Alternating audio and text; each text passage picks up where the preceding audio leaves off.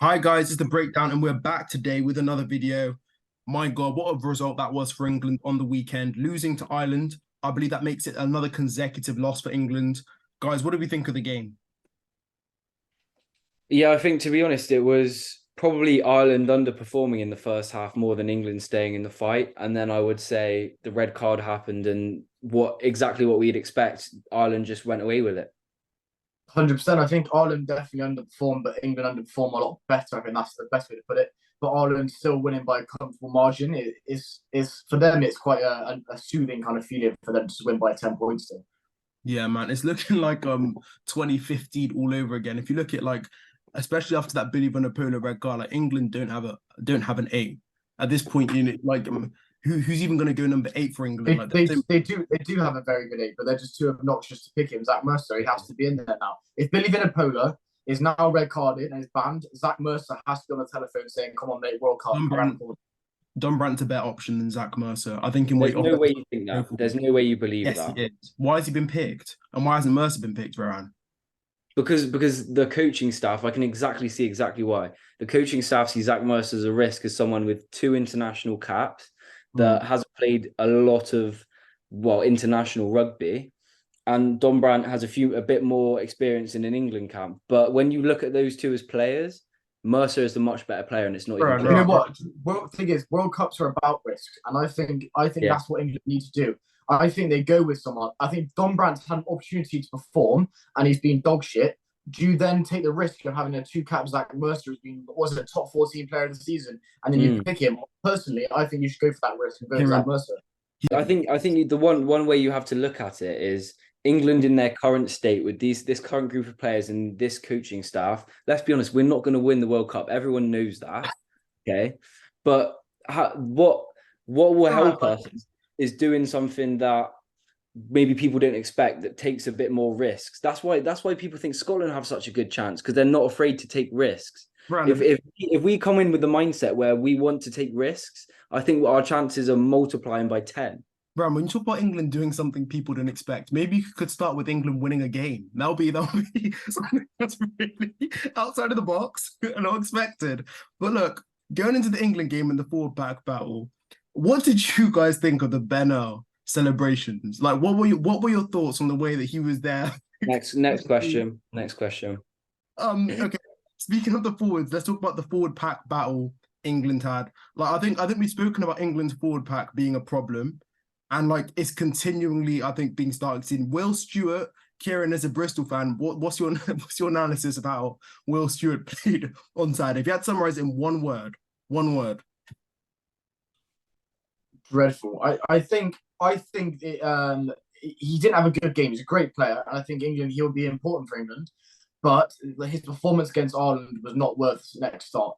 I think he left gaps, defensive reads, he made mistakes. His scrummaging, he struggled against Porter on that tight side. So I think it's concerning. But England don't have a tight head, which I'm is putting their hand up as being an outstanding player. We don't have like a Mal Herbert or a Furlong. Yeah, I'll agree with Kieran. I think Will Stewart may be thrown into the deep end a little bit against what I think is the best set piece in the world, maybe the best scrum in the world. So he was always going to struggle. I think he can be a very good player for England at this World Cup, but I see him more as someone's come on for the last 20 minutes. Yeah, that's what I'm thinking. And especially without that Bath front row. I'm joking. But no, England's front row, I think for me, has been a source of concern. Like Ellis Genge hasn't been in form. Jamie George, he's been decent. But like, look, as I said, and as we said before, like Maro Itoje, we have to talk about his fall off as a rugby player. We have to talk about post 2019. He doesn't offer England anything. He's been slower, slumpy, conceding penalties for England. Like, what is he really doing now to justify that title of being the best lot in the let's Northern Hemisphere? let's not hide away from what Maro has become. He's become very penalty prone, and I think he's become very like over the top in what he's trying to do. I think he's trying too hard to be that kind of player. He's trying to live up to that reputation. But Mhm. what I will say about Maro, you know what performance you're going to get him. He can have a quiet game and that still be a good game. I don't think we should be writing off Maro and saying he's not a good player, he's not world class. I still think he is. I just think he's just going through a period where he's trying to mature to be like he's trying to mature to be one of those great players, and I think he's just struggling with that transition. That's Yeah, what I'm saying. I think you can never write Maro Itoje off. We know what he can do. He shows up in big games. And realistically, if you look at his career, he's been there and he's done it. I don't know how many premierships he's won, but again, what Kieran said, he probably is just trying to do a bit too much at the moment. Like his penalty count does not help him. But I genuinely think as soon as he stops giving away as much penalties, he's up there. Yeah, man. I think obviously, look, we spoke about Billy Vunipola at the start. Big Billy back in 2019 obviously was that guy pushing people over, bumping people. He's been looking like he's been bumping a couple of burgers, if I'm going to be completely honest. But as an England fan, are you happy now that he's been red carded, that he's out of this England team? With a Mercer, with a Dumbrandt, do you think England's chances of winning exponentially increases by getting rid of Billy Vunipola? What's your thought? I'm not happy for anyone to get red carded or injured. Like, it doesn't matter. But with Billy Vunipola, he is a liability and he's not the player he once was in 2016, 2017. So I still think we've got better options at 8, but I still want him around the squad. He's got experience, he's got a good level, he's got a good head on his shoulders. So I think he's important to be around camp. Don't get me wrong, I think Billy Vunipola does have a positive impact on this England team, but this is going to sound horrible. I do think that Billy Vunipola being out of the team could benefit us. Massively. Because as a number 8, Billy Vunipola allows Borthwick to play the way he wants to play, which is aggressive on the gain line and pretty much just boring rugby, like Warren Gatland rugby. That's what he wants to do. But as soon as Billy Vunipola is gone, there's no number 8 like him. So then you've got to think about bringing in a Simmons or a Mercer or a Dumbrandt, and then you'd have to sort of change the way you play. So I think that would probably benefit England. Exactly, 100%. And look, we've spoken enough about the forward pack. I think we move on to the back line. Interesting stat came out this week. I think England haven't scored in 5 hours of play since that amazing performance against France and Twickenham in the Six Nations.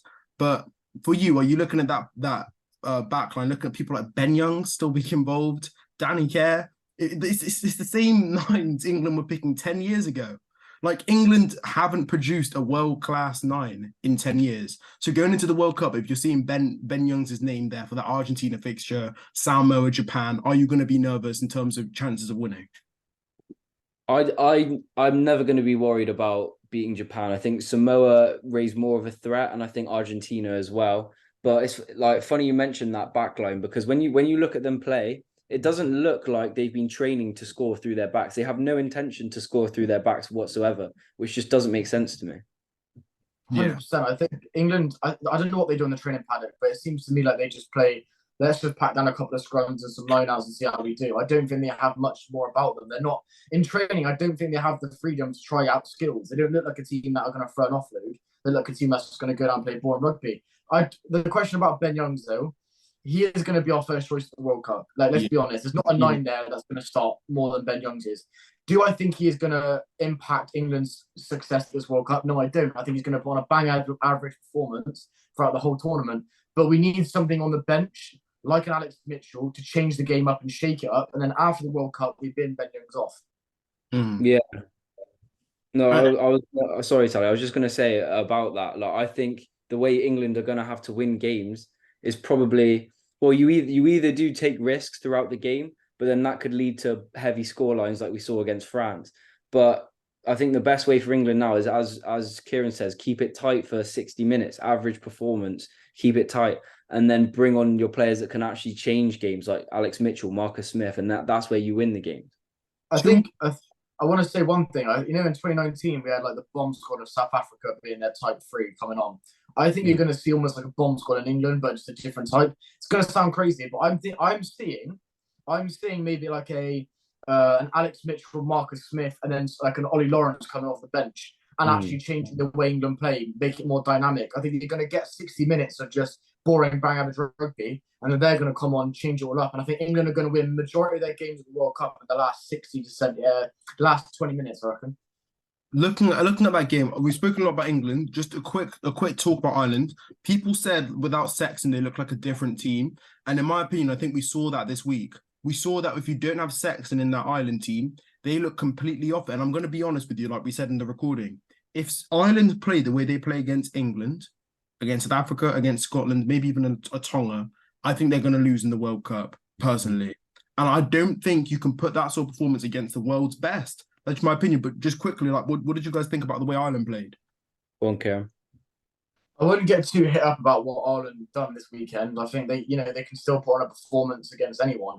But what I was kind of analysing is that Sexton being there didn't really impact how Ireland played. The same system, the same structure, the same kind of players. Yeah. They've got a solid set piece, a good line out. So I think Sexton isn't as big as loss as what people once thought it was, is what I'm trying to say. Yeah, and I think I'll agree with that. And I'll even say I think Ross Burns doing an amazing job in that 10 shirt for Ireland. I think he is a like for like replacement with Sexton. Maybe he doesn't sort of have the IQ and leadership that Sexton brings, but I think he's able to get around the park. His kicking game's very good. He's very clever. So I don't think Sexton's a huge miss because you have a player like Ross Byrne with all of those pieces around him, and I just think it still works very well. One thing I do want to pick up on is Gary Ringrose had quite a quiet game. I didn't see much of Gary Ringrose, and I think that was because Ireland went to their set piece a lot more than I thought they would. They picked a strong set piece. But I think with Keith Rose coming on, getting his 100th cap, I was happy for him. But that pass was so forward from Bundayaki. But just on Kieran's Ringrose point, that's why I'm struggling to call him the world's best 13. If you're the best 13 in the world, there's no such thing as off days. And we saw that from Ringrose. He's shying away from tackles, but not meeting the defender up front, getting bumped. That's not something the best 13 in the world does. And for me, it's very, very concerning times for Ireland, I think. Lack of cohesion in their pack. But yeah, I think there were some positives like Keith Earls. He could be a secret weapon for Ireland at this World Cup, I think. No chance. But just on your comment about Ringrose and you, I think you said something along the lines of if you're the best 13 in the world, you don't have off days. I think a lot of world-class centres, 13s especially, can have quiet days where they're not getting a lot of ball. Fakou hasn't since. No, this is my exact point that I'm making. Fakou, when he's in that France team, he has a lot of days where in an attacking sense he's very quiet. But what does he do to make up for it? He's always leading the defense, making the right read. So I think the best 13 in the world doesn't always have to attack, but has to defend well. I hear that completely, man. I hear that completely. I think some good points made from us. Just before we wrap up, guys, England now got a game against Fiji on Saturday. Are you guys feeling nervous for that? And have your realistic expectations for England at the World Cups been affected by their performance this weekend? We'll start with Rowan and then go on to Kieran. Fiji game, I think it could be a very close game. I think Fiji actually did play quite well at times against France, and if Fiji can put an 80-minute performance against a struggling England team, it could be dangerous for us. But I still back us to win. And has my expectations changed? I still think England will end up in a semi-final. Call me delusional. I still think the run that we have favours us so much that we should get into the semi-final. I'm trembling for this Fiji game, if I'm completely honest. I really am. I think their style of play, the players they have, just the physicality, just everything about them is just set up to just destroy an England attack and defence. Am I worried for England at the World Cup? I'm not, because I'm getting hints of like that 2007 kind of style when there was nothing going right for them. I know I've won 2003, but I'm getting that same kind of style where like nothing was clicking until the World Cup, and then they started to click and things were going right. I'm not worried, but I'm getting a little hints that they're gonna flop possibly. But the thing is on that, Kieran, I think if England all they need is an 80-minute performance to get the ball rolling. Imagine we beat Argentina first round. I think all of a sudden everything's swinging in our favour. Maybe England, yeah. I think England just need confidence. I think what Rohan picked up on there is I think they just need a solid 80 minutes performance, and I think they'll find their way. But as right now, I'm just seeing loss after loss after loss, and it's just painful.